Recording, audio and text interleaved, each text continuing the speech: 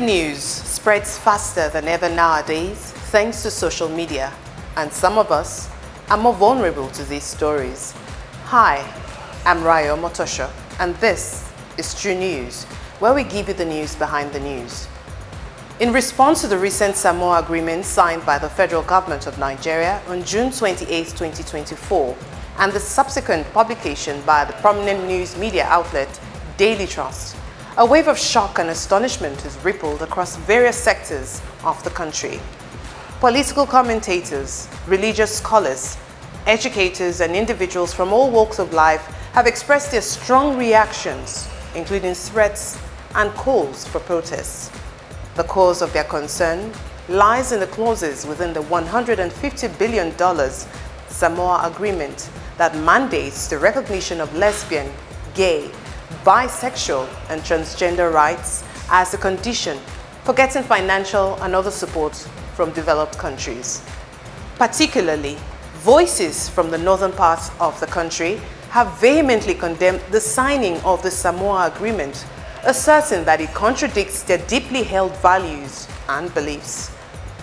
The newspaper's report, premised on an opinion article by Sonny Ekwowusi, a Lagos-based lawyer, was amplified by other news media platforms such as Business Day, The Vanguard, and The Cable.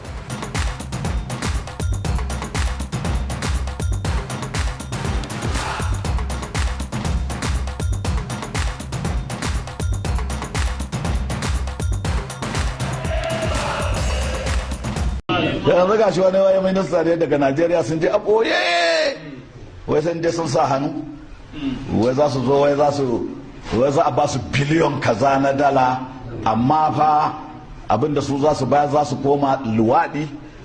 Are there LGBTQ clauses in the Samoa Agreement? Let's find out. The Samoa Agreement is a collaboration of the European Union, its 27 member states, and 79 others of the Organization of African, Caribbean, and the Pacific States.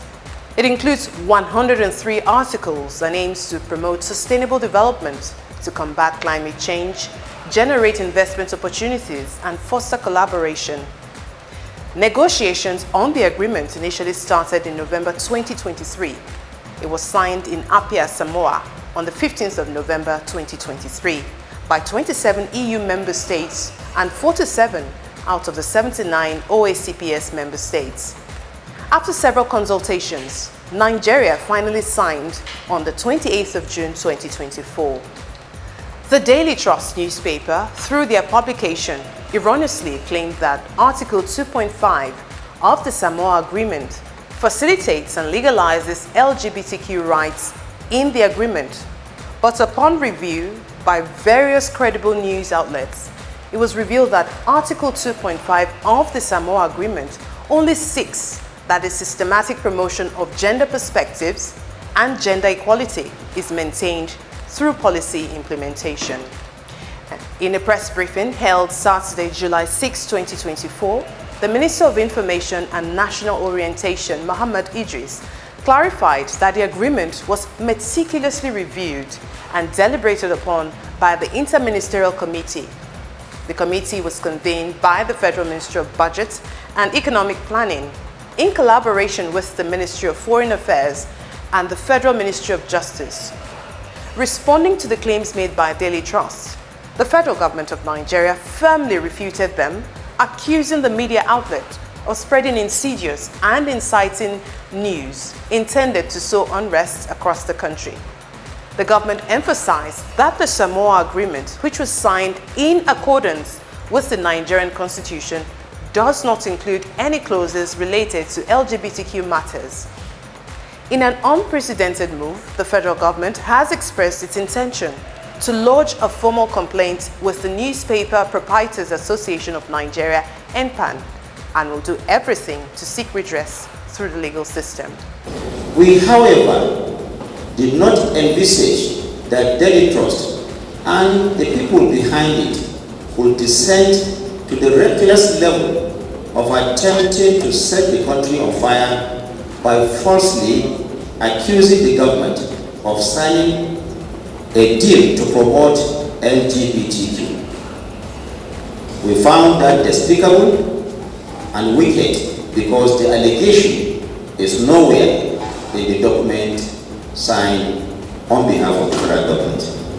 And so, contrary to what was stated in certain media outlets, it is important to clarify that the Samoa Agreement signed by Nigeria does not contain any clauses related to LGBTQ rights.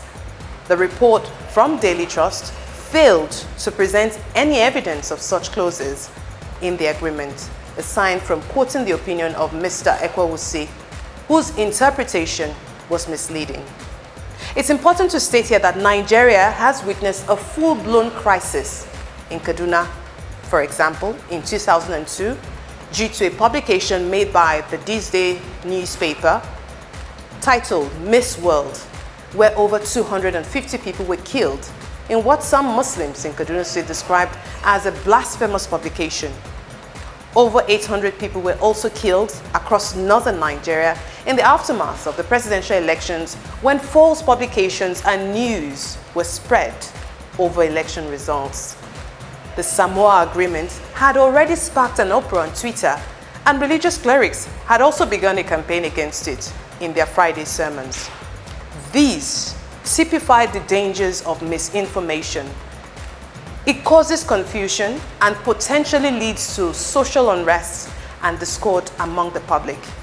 It is crucial for media outlets to exercise responsible journalism by ensuring accurate reporting based on verified facts.